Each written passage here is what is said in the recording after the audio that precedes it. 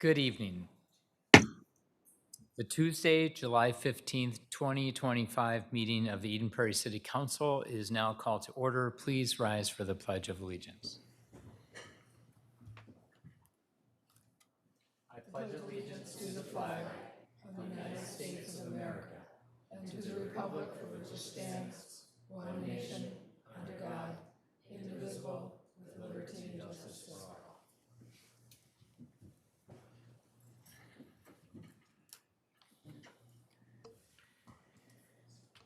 Customary for me to make an announcement now about Open Podium.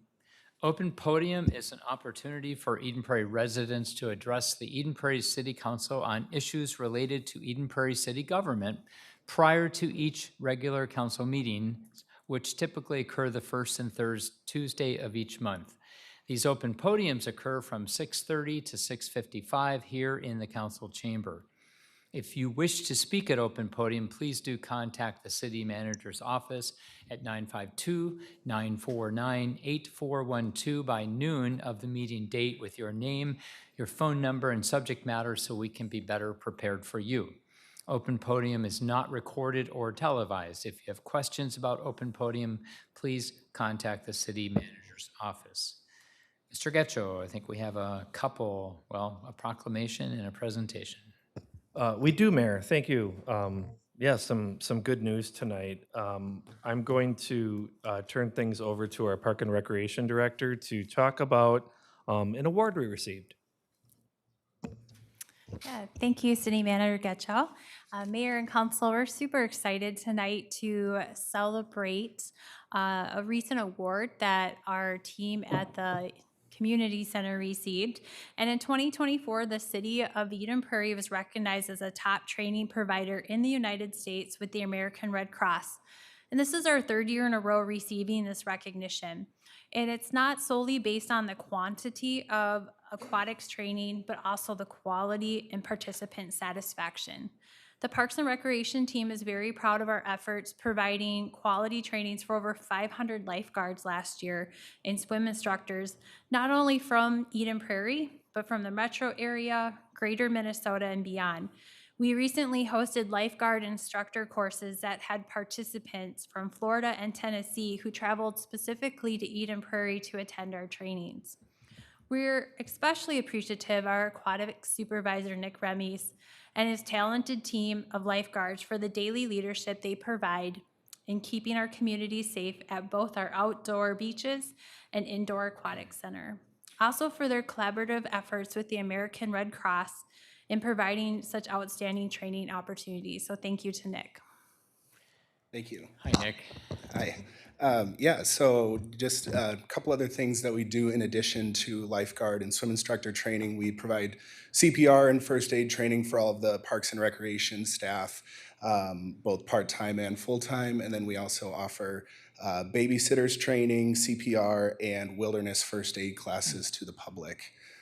And we're very proud of our relationship with the Red Cross, and frequently people will call the Red Cross and ask where they should take their training, and they send them here to Eden Prairie. So we're very, very proud of that. Like Amy said, they come from all over the metro, Minnesota, and as far away as Florida, Texas, Tennessee, all those different places just to come here. So thank you. Nick, I think we're going to do a picture, and Amy, do you want to join too? Nick, while I'm walking down, do you know like how many communities receive this award? I'm assuming it's fairly prestigious. It's not just, hey, everyone gets one. You talk about that and I'll walk down. Yeah, there's a handful of facilities in each region of the country that do it. I don't know an exact number, but it is what I would consider a prestigious award.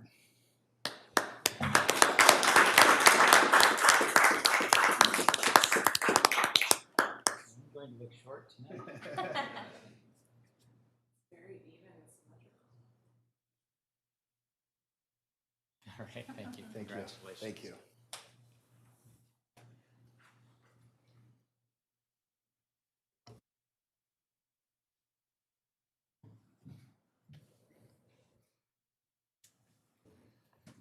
All right. Second, in the proclamation presentation category is a People Fest Week proclamation, which I will now read. Proclamation, City of Eden Prairie, Hennepin County, Minnesota, People Fest Week, which, by the way, People Fest was named by none other than our prestigious council member, Narayan, I believe. Is that correct? Yes. Whereas Eden Prairie is a community composed of people from many backgrounds, races, ethnicities, abilities, and identities, and whereas we are a city that is committed to the promotion of diversity, equity, inclusion, and belonging, and whereas our community is more vibrant because of our diversity, and whereas cultural sharing leads to greater understanding and appreciation, and whereas People Fest, a community celebration of culture, is an annual week-long celebration that honors and celebrates the range of traditions that tell the rich story of our community, and whereas People Fest offers many free opportunities to experience culture through stories, food, music, dance, visual art, and more, and whereas the celebration's main event is the People Fest Party, which you're all invited to, from 4 to 8 on Sunday, 4 p.m. to 8 p.m. on Sunday, July 27th at Starring Lake Park. And whereas the People Fest Party includes live music, dance performances, demonstrations, and art experiences, as well as booths with a variety of cultural and educational organizations sharing their stories, activities, and outreach. You didn't say food trucks in there, did you? But they're there as well. That's okay, you see where my head's at. Thank you. Now, therefore, be it resolved that the Eden Prairie City Council encourages everyone to take part in this community celebration of culture, and further, the Eden Prairie City Council does hereby proclaim July 26th through August 3rd, 2025 as People Fest Week in Eden Prairie. Ronald A. Case, Mayor, on behalf of council members Kathy Nelson, Mark Freiberg, PJ Narayan, and Lisa Toomey. All right, please do join us in that. You know, before we actually get into the agenda, that reminds me that, and this might be the really great place to say this because of People Fest, but I just wanted to, again, and we do this so much because it's so well deserved, but call out the phenomenal staff that work here in Eden Prairie. The 280, 300 or so full-time and 700 seasonal part-time. We have just phenomenal staff, but it becomes so evident during some of our events, the largest of which is 4th of July. And Lori Branken and Amy, I know, was there, and your entire staff, phenomenal job at 4th of July. And I know that those of us that were there that day, I don't know that we can't take a count, but I believe we had 12, 13,000 people again on amazing firework display. And not only 4th of July, but we had the 3rd with the Sparkle Fest, and then we had the 2nd with the community band up at Starring Lake with the honors to military veterans. It's just phenomenal events with lots and lots and lots of Eden Prairie residents and others that come here because we're the place to be, that have various opportunities to be so involved. But we also had Party for Pride recently. We have Picnic on the Farm, if the weather holds out here, tomorrow night. It's looking ominous, but we'll see. And then, of course, People Fest. So, you know, across the year, Eden Prairie has dozens, and if you count the, you know, Starring Lake series, we just have many, many opportunities for our residents to be involved. Something this council has prioritized as important in our budgeting process, that we value these events that pull people together. So I wanted to acknowledge our staff, and it's not just Park and Rec there. I mean, they were amazing, but the police and fire that were involved in all those activities. 4th of July was seamless. I got a couple emails about people leaving that evening after fireworks and how incredibly wonderful the police and the reserves, and we just had, I don't even know, dozens of people in uniform that were helping that night. And then our fire department, amazing as they've helped out in all of those activities as well. I'm sure there's Public Works involved there, and who am I missing? Help me, but just thank you, thank you, thank you. I wanted to grab at that opportunity to say that. Any of you want to add anything in that I missed, please do if there's something that you want to comment on. You don't have to.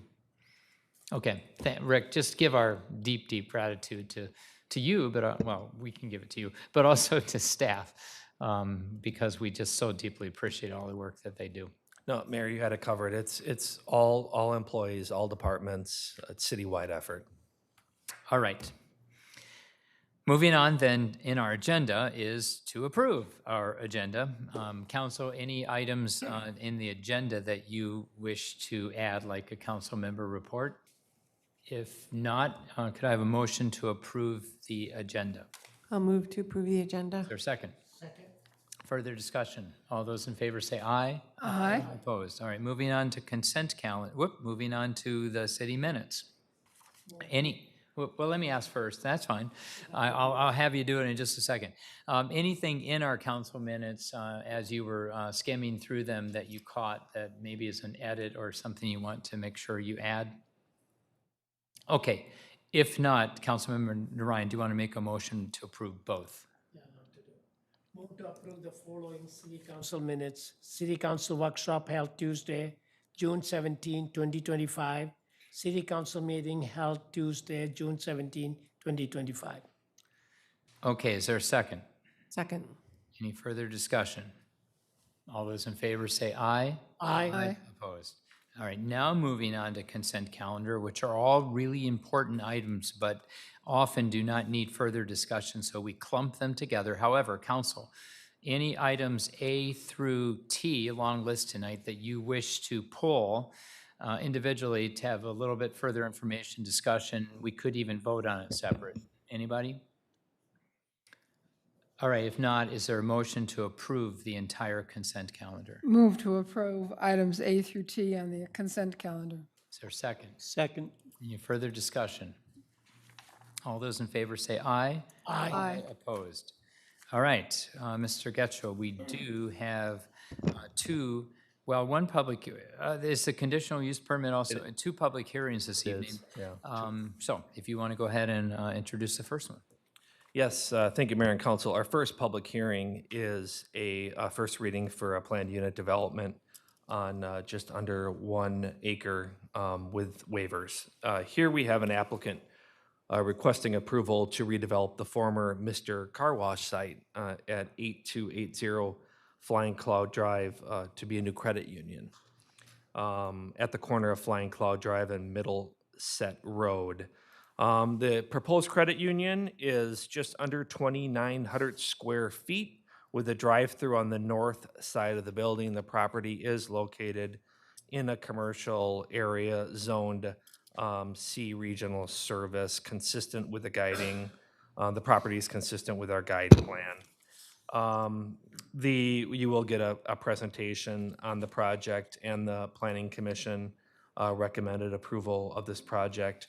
The applicant is here to provide an overview of the project, and the applicant and the staff can answer any questions that you may have on this project. As you know, the Mr. Car Wash moved down just a few properties over to the vacant Burger King site, so this is obviously a redevelopment of that vacant site. So I believe the applicant is here to go through this Veridian Credit Union site this evening. Welcome. Give your name and address, I suppose, of the company.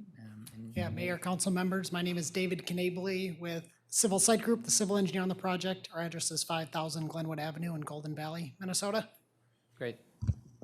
And I am Nathan Zwicky with the Redmond Company in Waukesha, just outside Milwaukee, Wisconsin. Thank you. Welcome. Thank you. All right, yeah, we're here to talk about the Veridian Credit Union project that is being proposed on Flying Cloud Drive and Middleset Road, as the city manager mentioned. We'll have Nathan talk about the building and Veridian themselves. I'll talk a little bit about the site, utilities, stormwater management, and then we're open for any questions if you have them. All right, so a little background of Veridian Credit Union. They were founded in 1934 by employees of the John Deere Tractor Company. They wanted to offer their coworkers with financial services that helped them along with whatever they needed to do personally and financially. They are a not-for-profit and owned by their members. And their main objective is to benefit the members and their families through a variety of no and low-cost services, low rate loans, and higher savings rates.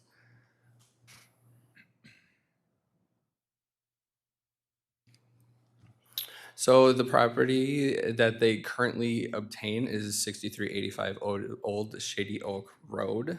Upon approval of this development, they will keep that location, but they'll have the Flying Cloud location as their main location for Eden Prairie. Their service hours are going to be Monday through Friday, 8:30 to 5:30, and Saturday, 8:30 to 12 p.m. And in terms of their drive-through traffic, they're anticipating 35 to 40 vehicles a day. And they're seeing throughout all of their branches, they are in the Iowa Waterloo market as well as the Omaha, Nebraska market. They're seeing that most of their members tend to walk into the building rather than go through the drive-through. So the site itself is the existing Mr. Car Wash property. The building's going to be demolished and this new building's going to be constructed. The current site has 3 access locations, 2 off of the private drive on the west side of the site and then 1 off of Middleset Road. As part of this project, we're proposing to close the access off of Middleset Road to provide additional or better travel and safety on that intersection there.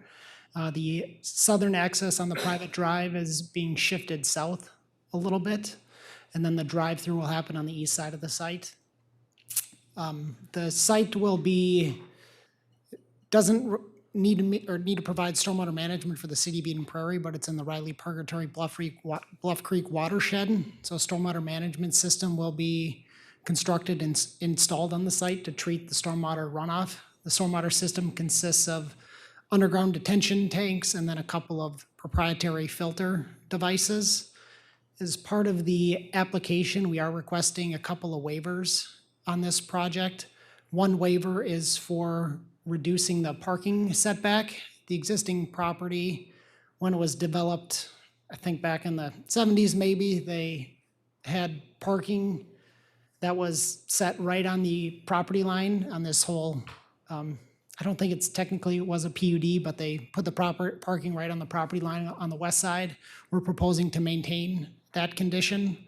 And then also the requesting a waiver for the setback for the trash enclosure, which also is on the west side of the property, but it's going to be screened per City of Eden Prairie standards.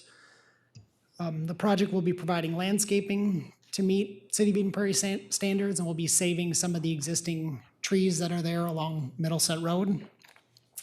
And traffic for the site, no full traffic study was done, but based on trip generation, the site will be less traffic than currently is there for the car wash facility. I would imagine.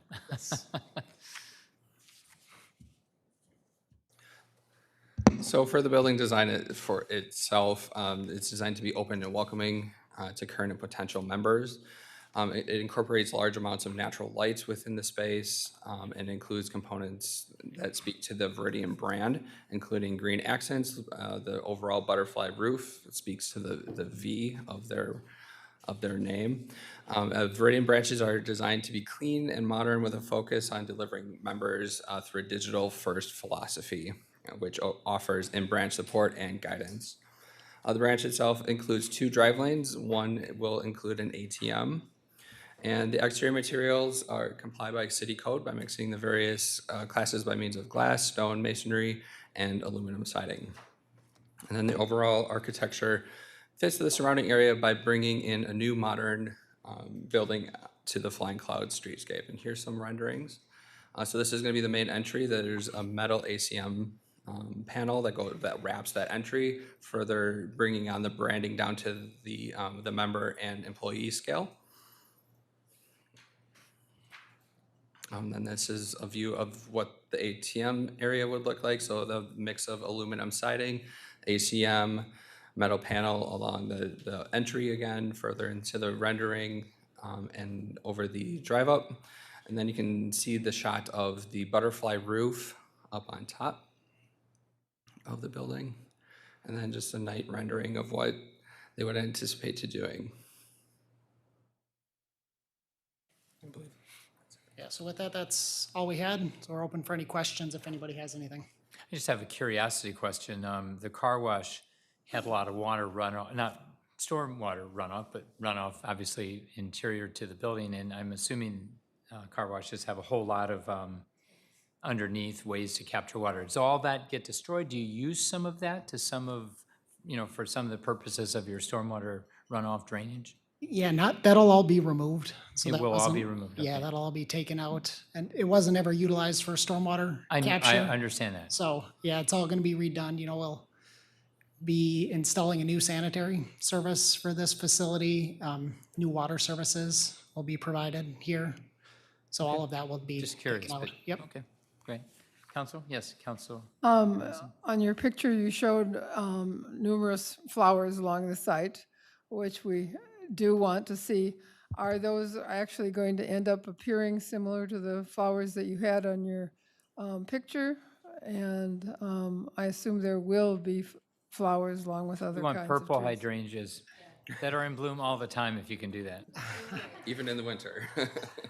Yeah, that's a good question. I'm not a landscape architect, so I don't know exactly how the landscape plan But compares staff will to work the with you, image. and you have a landscape plan. Yep, Julie, go ahead. Mayor, members of the council, the landscape plan does include hydrangeas. It does All right. include purple coneflowers. So Oh there my are a gosh. variety of flowering shrubs, flowering perennials, and a variety of different grasses in addition to the trees. Thank you. Right. Council, anything else? But it is going to be a public hearing, but we can take another question. I as you just know. have a simple, silly question. There's a monument sign. How big, how high it is? Which sign is that? believe There's a it's monument the sign. one on the southwest corner of the site. I believe it'll be around the 15-foot mark, if I'm trying to remember off the top of my head. So is that our standard, or is it going to stick out like way up there? Members of the council, the site plan that you have before you tonight does include the locations of where those signs would be, but those signs are approved separately through a sign permit. So any monument or freestanding or wall signage that the applicant wishes to pursue, they have to come through that process and they will comply with city code. Off the top of my head, I believe monument signs are limited to 10 feet in height. So we'll work with them as they finish that design or finalize that design. Yeah, and your drawing shows 10 feet. Okay, thank you. Let's go ahead and have the public hearing, and if you all have further questions, you may continue to ask them. Is that fine? Okay, thank you. We may call you back up. Let's see. So this is a public hearing. Is there anyone in the audience wishing to address the council this evening on this PUD concept review at the old Mr. Car Wash site? Okay, if not, council, I don't think this is a terribly controversial topic this evening. If you're comfortable, go ahead and make the entire motion, and we can still have any comments or questions from you afterwards. So close the public hearing and then make the entire motion. Sure. Okay, I move to close the public hearing and adopt a resolution for a PUD concept review on .77 acres and approve the first reading of an ordinance for a PUD district review with waivers on a .77 acres and direct staff to prepare a development agreement incorporating staff and commission recommendations and council conditions, and authorize the issuance of an early land alteration permit for the Viridian Credit Union at the request of the developers, subject to the conditions outlined in the permit. Second. All right. Council, any further questions, discussion, comments? Again, it's pretty straightforward. Ready to vote? All those in favor say aye. Aye. Opposed? All right, welcome. Welcome to Eden Prairie. So the other site, is that the old Shakopee, old Shady Oak Road? That's Minnetonka technically, right? I think so. Just curious. So this is the only Eden Prairie site, is my point. Got it. Okay, welcome. All right.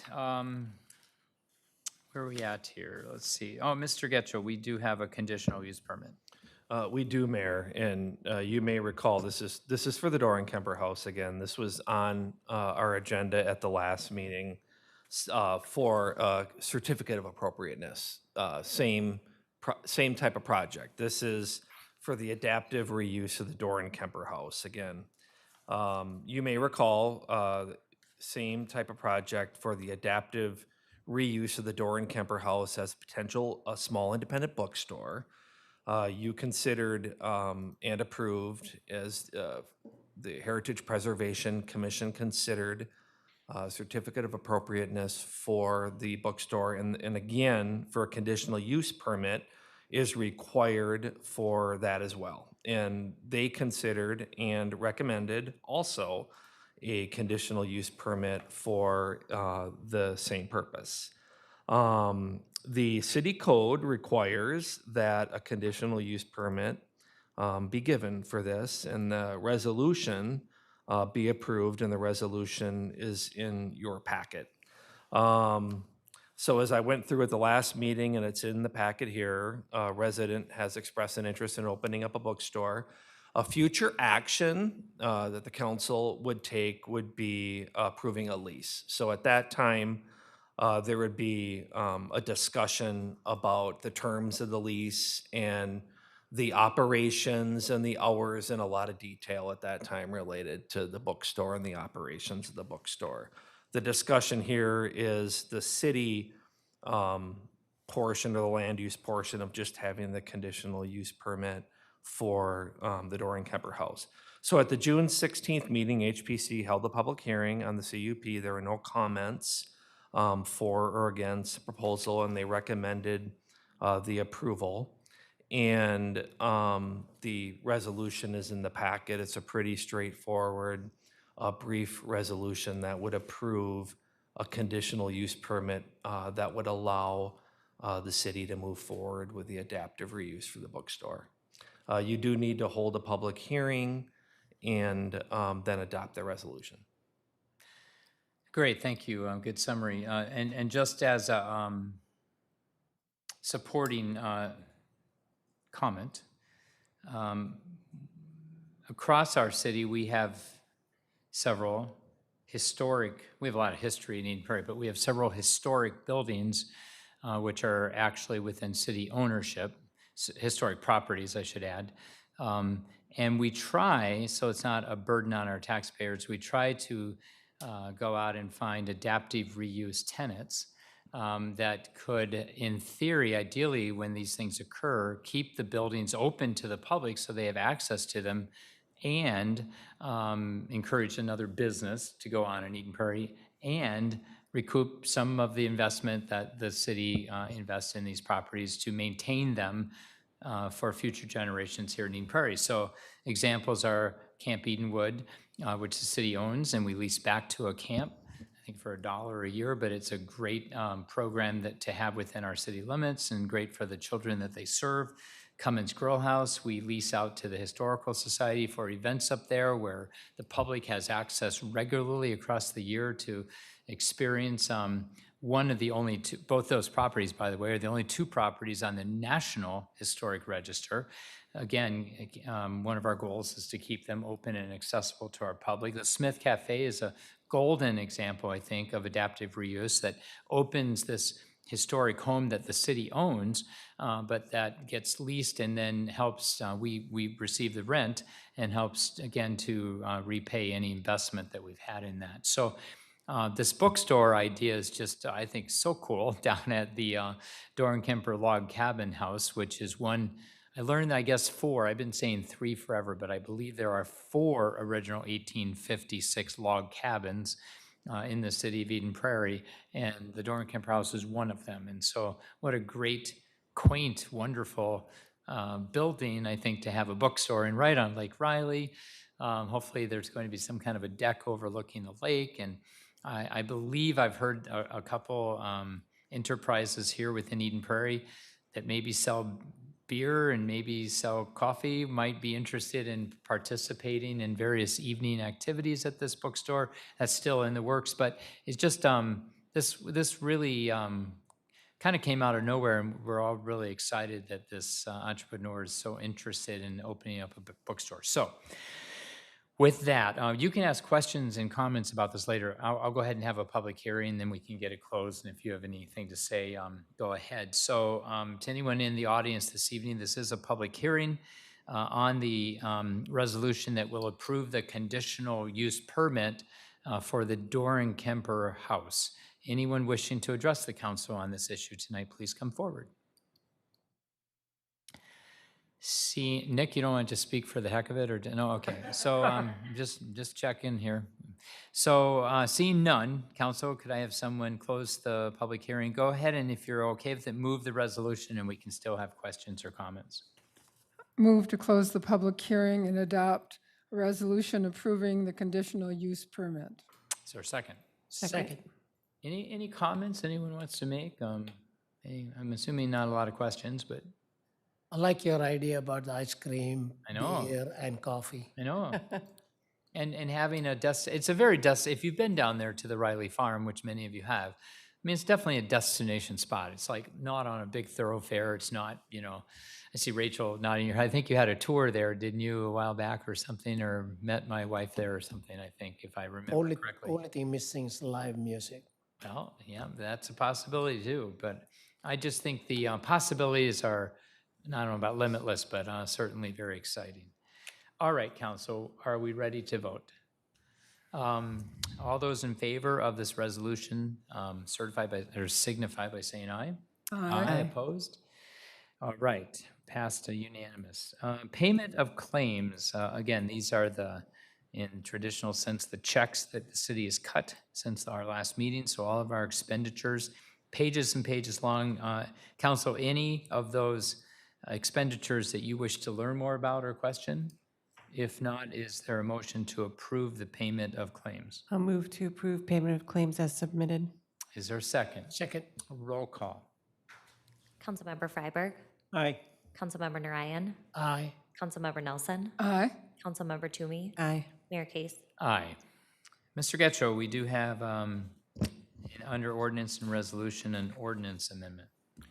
We do, Mayor. You may recall earlier this year, you created a new city code for cannabis businesses that will be coming to Minnesota. And we're coming back to you with our first amendment related to our buffers. And so our community development director, Julie, is going to kind of walk you through what we found, an adjustment that we would like to make before we get started. I say before we get started because we have yet to have any license applications yet, but we found a few instances where we'd like to probably bring forward a adjustment to our code before business gets underway. So this would be a potential first reading of an ordinance, and Julie has a presentation. Julie. Mayor, members of the council, as Mr. Getchell mentioned, the city recently adopted its cannabis regulations as allowed by statute for local governments to do. As a part of that, staff had several conversations with you both at workshop and at city council meetings to talk about potential impacts and scenarios of what those buffers might look like. Ultimately, you had decided on a 1,000-foot buffer between a cannabis retail business and school, and also a 200-foot buffer between cannabis retail businesses. And so I've got a couple slides here that I'd like to share with you that kind of reiterate that.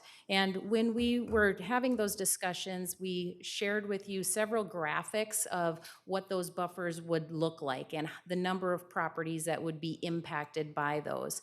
And so then we reached an agreement, the council reached an agreement, gave direction to the staff, we went forward and prepared the code amendment, and then we were also following guidance provided by the state's Office of Cannabis Management, which suggested that How you measure those buffers should be consistent with cannabis and other buffers that you might apply within other city operations. And Eden Prairie applies buffers for liquor licenses and also for adult-oriented businesses or sexual-oriented businesses.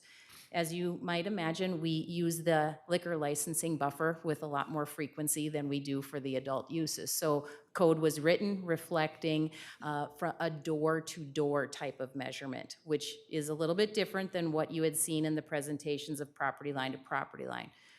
After that code was adopted, we realized that by measuring from door to door, that there are some examples of properties that might share a property line with a school district that would now be eligible if you measure door to door. So moving, for instance, to this slide, it shows the dark shape at the base, I will say, of this graphic shows the Central Middle School property.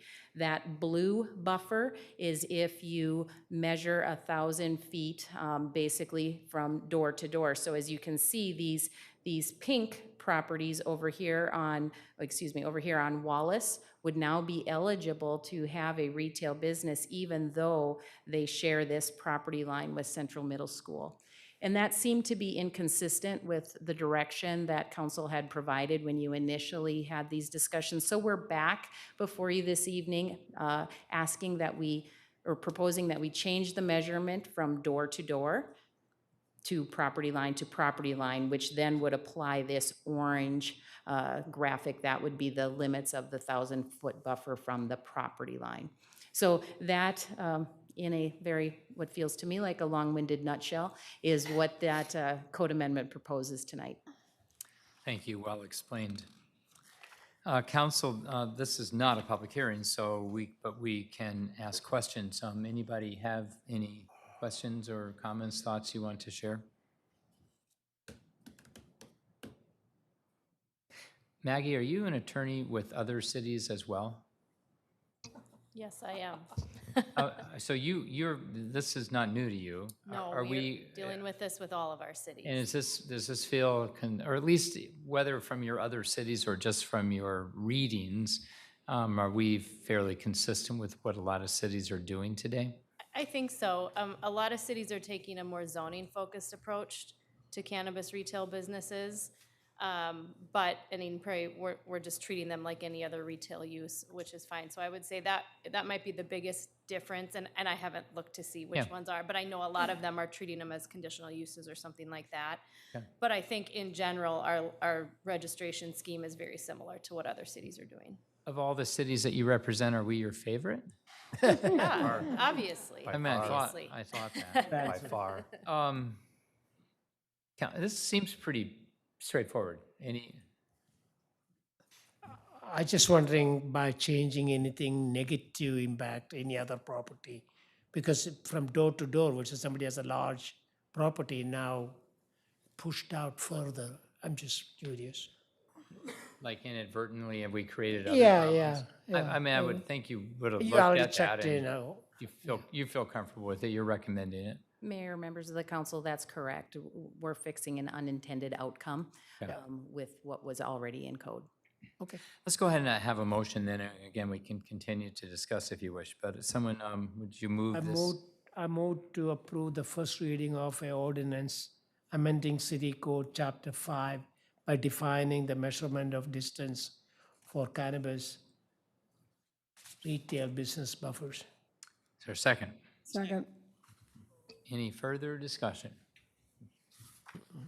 All those in favor say aye. Aye. Aye. Opposed. All right, I think we've reached the end of our known agenda. Mr. Getchell, anything else? Mayor, if I could, I want a couple, maybe a quick report if that's okay. It's good. I think it's good news. I was just thinking about, there's a couple news items that we've put out recently in the news, all related to sustainability. I think it's good news to share that we've put out. Probably three things. One of them is related to, if you think, is a council coming from the League of Minnesota Cities Conference, where we as a city were once again recognized as the highest level, step 5 as a Green Step City. Mayor, you brought back our building blocks again that are displayed in the the hallway of City Center, but we're the highest level of a green step city that you can achieve in the state of Minnesota. And not only that, though, I think we were one of the first cities, if not the first, to receive that highest step. And I think you know it was you that were talking to the people that created the program.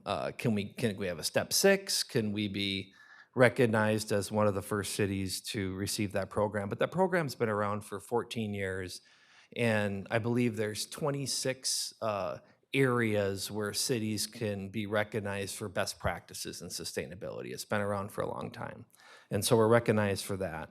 But also, we recently received what's known as the state of Minnesota's Best of Buildings, Benchmarks, and Beyond Recognition Award.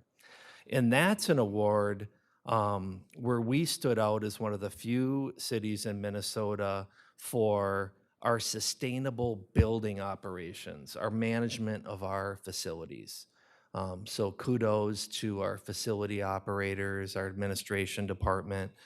And if you think about our actual buildings, our city center, our community center, our maintenance facility, even our park buildings, think about our new Round Lake Park building, where you mentioned, the mayor, the 4th of July. So you think about that building, we were recognized for the green roof, the solar panels, and the geothermal in that building.